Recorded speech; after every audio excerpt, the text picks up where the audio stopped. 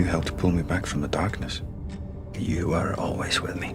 You know, I absolutely love this show. I've read all the books. I've seen every episode multiple times. And I have to say, every year, I'm so glad that Droughtlander is over and you guys are back on the screen. Let's talk a little bit about what happens with Brianna this season. What happens that might surprise fans this season?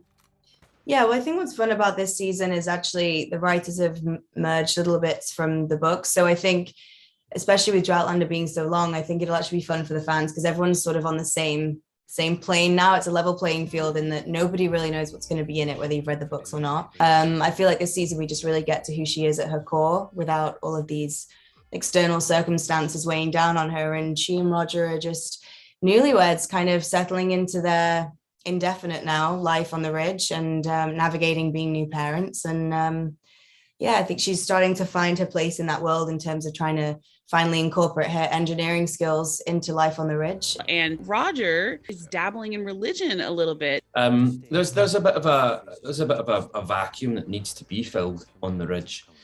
You know, with the growing community and it's starting to expand, and there are more settlers, and it's really sort of becoming quite a self-sufficient community. And the one thing that they don't have is a spiritual man, a spiritual leader, a minister, whatever you want to call it.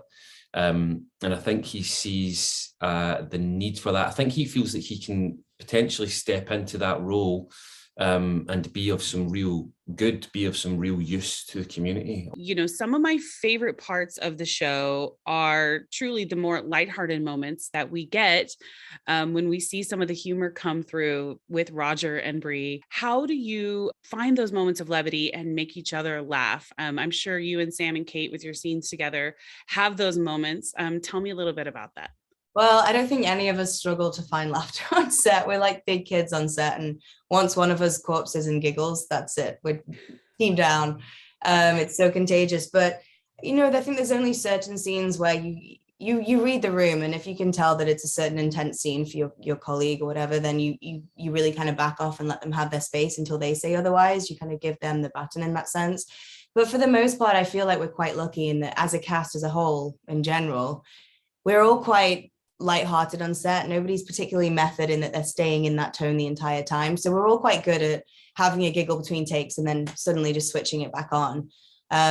So I think we often just, especially when it's us two, I feel like because Roger and Bri have that dynamic anyway, where they're a bit geeky and a bit like bantery anyway, I think that we just have that off screen. And so yeah.